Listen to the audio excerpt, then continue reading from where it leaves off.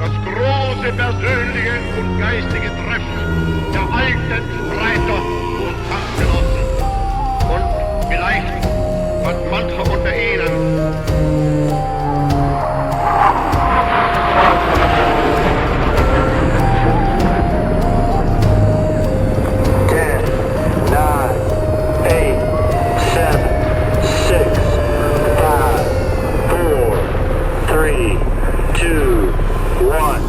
Bienvenidos a Archivos del Tiempo, podcast.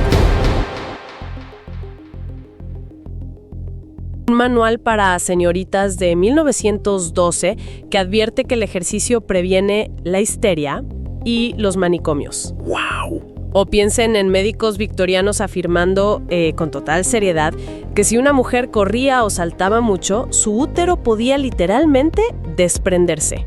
Una locura. Y no son solo anécdotas curiosas, ¿verdad? Son el punto de partida de una lucha que es fascinante. La historia de la mujer en el deporte. Exacto. Y para analizarla nos vamos a sumergir en un conjunto de fuentes muy diversas. Sí, tenemos artículos de la época, tesis académicas que le dan todo el contexto social y algo que a mí me encanta, el material visual de archivo, las fotografías, las caricaturas. Claro, porque cuentan una historia que las palabras a veces no pueden capturar. El objetivo es reconstruir ese camino, que fue larguísimo y muy complicado, de las mujeres para reclamar su lugar en la cancha. Crónica de cómo se desafiaron barreras sociales, médicas, institucionales. De todo tipo. Hoy vamos a explorar desde los deportes que eran aceptables para las damas hasta la creación de unas Olimpiadas femeninas como un acto de rebeldía y cómo algo tan simple como la ropa se convirtió en un campo de batalla. Así que, bueno, profundicemos en este recorrido. Perfecto. Para empezar, situémonos en la era victoriana y eduardiana. Es un periodo donde se están creando muchos de los deportes que hoy conocemos. Se están codificando las reglas, sí. Pero para las mujeres, el ideal era ser el ángel del hogar. La percepción general, y esto se ve clarísimo en los escritos, era que eran demasiado delicadas, frágiles, débiles, para competir en actividades consideradas masculinas. Y es crucial entender que esa idea no era solo, digamos, una opinión social. No, estaba reforzada, casi santificada, por la profesión médica. Que era abrumadoramente masculina. Claro, en los artículos que revisamos se detallan las teorías que circulaban. Se argumentaba, por ejemplo, que el cuerpo femenino tenía una cantidad de energía finita y que cualquier energía que se gastara en desarrollar músculos era energía que se le robaba su función principal, la reproducción. Pero a ver, ¿esa era una creencia genuina basada en la ciencia de la época o se perciben las fuentes como una excusa para mantener el status quo? Es una gran pregunta. Había algunas voces disidentes, pero eran minoritarias y a menudo ridiculizadas. La corriente principal era muy clara. Se temía que una mujer fuerte, musculosa, pudiera dañar sus órganos reproductivos, volverse infértil, decían. Exacto. O peor, que adoptara características masculinas, no solo físicas, sino de carácter. Que se volviera demasiado competitiva, independiente. Y eso amenazaba toda la estructura social. El orden natural de las cosas. Y esto se reflejaba directamente en qué deportes eran apropiados. Por supuesto. El tenis, el bádminton, el croquet. Eran aceptables siempre que se jugaran de forma suave, casi como una reunión social. Uno de los artículos lo describe como una conversación con una raqueta en la mano. Me encanta esa frase. Mientras que deportes como el fútbol o el rugby eran impensables, demasiado extenuantes, poco femeninos. Hay un caso de estudio perfecto sobre esto, el del netball. Sí, es un caso muy interesante. Nació en Estados Unidos por una mala interpretación de las reglas del baloncesto, pero al llegar a Inglaterra se modificó específicamente para las mujeres. ¿Cómo? ¿Qué le cambiaron? Pues se eliminó el contacto físico, se restringió el movimiento de las jugadoras a zonas específicas de la cancha, se prohibió correr con el balón. O sea, se tomó un deporte y se le limaron todas las aristas consideradas masculinas. Para que encajara en el ideal de feminidad de la época. Uf, y las consecuencias de desafiar esto eran muy reales. No era solo una cuestión de que te miraran mal. Para nada. Muchas jóvenes dejaban los deportes por las burlas, por el estigma de tener un cuerpo más atlético. Y a nivel institucional, el golpe fue durísimo. La Asociación Inglesa de Fútbol, Después de ver el éxito masivo de los equipos femeninos en la Primera Guerra Mundial, Que llenaban estadios. llenaban estadios, pues la asociación llegó y prohibió que las mujeres jugaran en los campos de la liga. En 1921. Y esa prohibición, que es un dato tremendo, duró 50 años. 50 años. Hasta 1971. Esto no fue un simple prejuicio, fue un acto deliberado para frenar un movimiento que estaba ganando una popularidad que, a sus ojos, era amenazante. A pesar de este muro de contención, bueno, algunas mujeres empezaron a abrirse paso, y hay una fecha clave que aparece en todas las fuentes. 1884, Wimbledon. Exacto, Wimbledon. Hasta entonces era solo masculino. Y de repente se celebra el primer campeonato individual femenino. La ganadora fue Maude Watson. Y la historia de Maude es fascinante. No era una atleta profesional como las de ahora. Era la hija de un vicario que aprendió a jugar en el jardín de su casa con su hermana. Con su hermana Lillian. Y lo increíble es que la final de ese primer Wimbledon fue contra ella, contra Lillian. Ganó Maude y el primer premio, según los registros, estaba valorado en 20 guineas. Fue un hito. Demostró que las mujeres no solo querían participar, sino que podían competir a un nivel altísimo. Claro.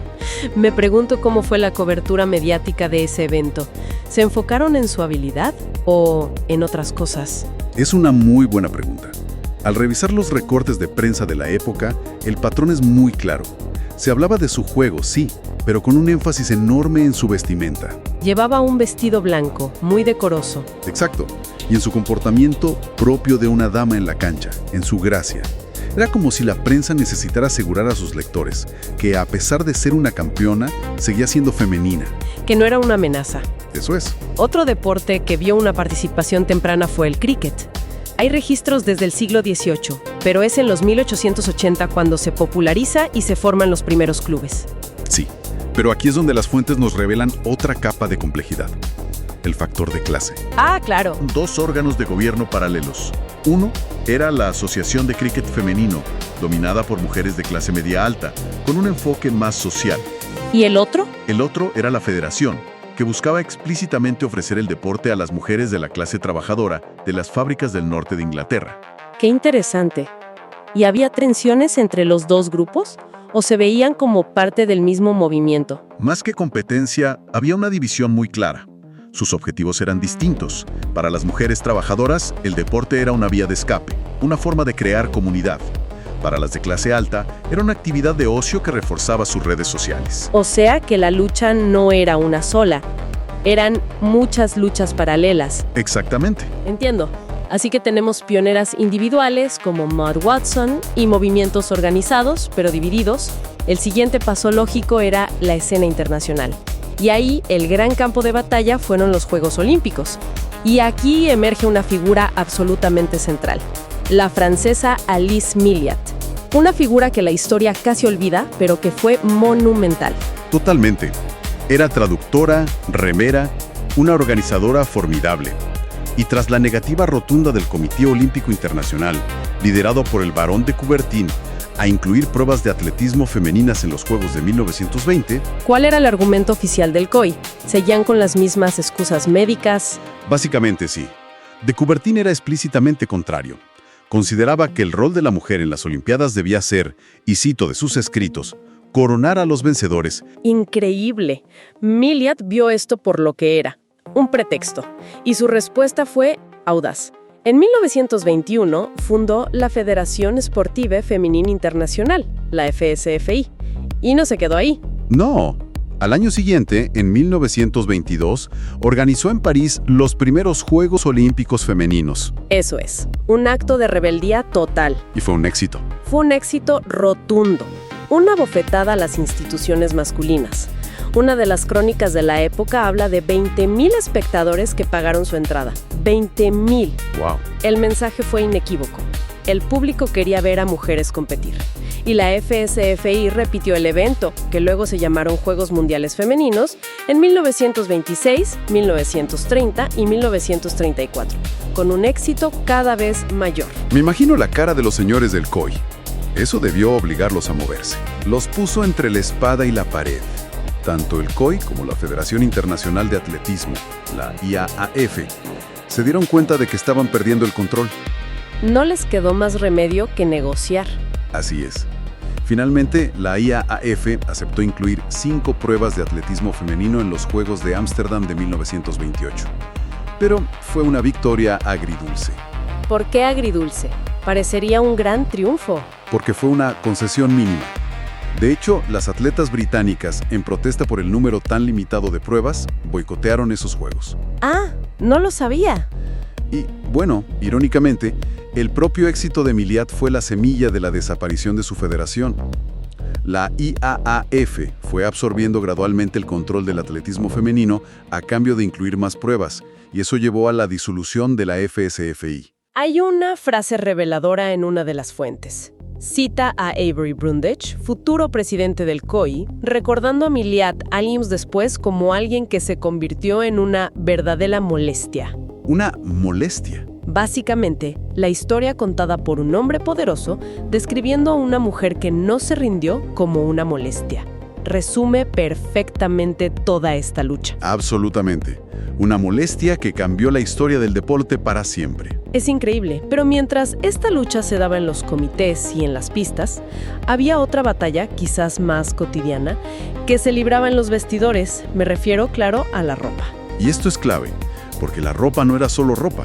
Era el primer campo de batalla visible por la autonomía del cuerpo. Cada centímetro de falda que se acortaba era un metro de libertad. Tal cual. Inicialmente el ejercicio se hacía con la ropa de diario. Las imágenes de archivo son elocuentes. Una clase de calistenia en 1856, donde las estudiantes usaban sus vestidos completos. Con corsés y todo. ¿Pero cómo se movían? A duras penas. El corsé era un impedimento enorme. Pero incluso eso se adaptó. Los fabricantes crearon corsés atléticos, más cortos, más flexibles, con cordones elásticos en lugar de varillas de metal, para ofrecer soporte, claro. La idea de que una mujer no podía hacer ejercicio sin corsé persistió por décadas. La gran revolución, según las fuentes, llegó con 2 elementos: las escuelas y la bicicleta. Exacto. En los colegios y universidades femeninas, que eran espacios con menos escrutinio masculino, empezaron a usarse los gymsuits, faldas más cortas sobre unos pantalones bombachos, los famosos bloomers.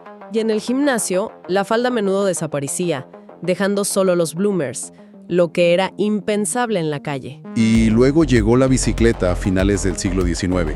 Fue un fenómeno social y un catalizador para el cambio en la vestimenta que ninguna otra cosa había logrado. Totalmente. Era casi imposible y muy peligroso pedalear con faldas largas que se podían enredar en la cadena. Esto popularizó las faldas divididas, que parecían faldas pero eran pantalones muy anchos. Y por supuesto, los trajes de ciclismo con bloomers. Pero esto generó una controversia social enorme. Claro, porque ya no era algo que pasaba a puerta cerrada en un gimnasio. Ahora estaba a la vista de todos. Precisamente. Los bloomers se asociaron con un desafío directo a los roles de género. Las caricaturas de la época, que son una fuente histórica increíble, ridiculizaban a las mujeres en bloomers. ¿Cómo las dibujaban? Como varoniles, fumando puros, adoptando posturas masculinas, descuidando a sus maridos. El debate sobre la ropa deportiva nunca fue realmente sobre funcionalidad o seguridad. Era sobre control social. Era una lucha por mantener a las mujeres dentro de los límites de la feminidad establecida. Esa es la clave. Bueno, hemos recorrido un camino increíble. Desde ejercicios gentiles con corsé y falda larga, hasta la creación de torneos mundiales como un acto de desafío. Ha sido una historia de mujeres valientes que se enfrentaron a todo. A prejuicios sociales, a verdades médicas, a instituciones enteras. Exacto. Y lo que todas estas fuentes en conjunto revelan es que la batalla por un lugar en el deporte nunca fue solo sobre la capacidad física. Nadie dudaba realmente de que una mujer podía correr. Siempre se trató de algo más profundo. Sí, de la autonomía, del control sobre el propio cuerpo y, en última instancia, de redefinir el lugar de la mujer en la sociedad. Cada logro deportivo era también un logro político y social. Y eso nos deja con una reflexión final. Las fuentes nos muestran el origen de muchas luchas que continúan hoy de formas diferentes. Ajá. Si observamos el panorama actual, las polémicas por los uniformes en el tenis o el voleibol las diferencias salariales, la lucha por una cobertura mediática equitativa, Sigue pasando. queda una pregunta en el aire. ¿Cuántas de estas batallas iniciadas por Maud Watson y Alice Millett hace más de un siglo se siguen librando hoy? ¿Simplemente en un campo de juego diferente? El tiempo avanza, pero la historia nunca se detiene. Gracias por escuchar y hasta nuestro próximo encuentro.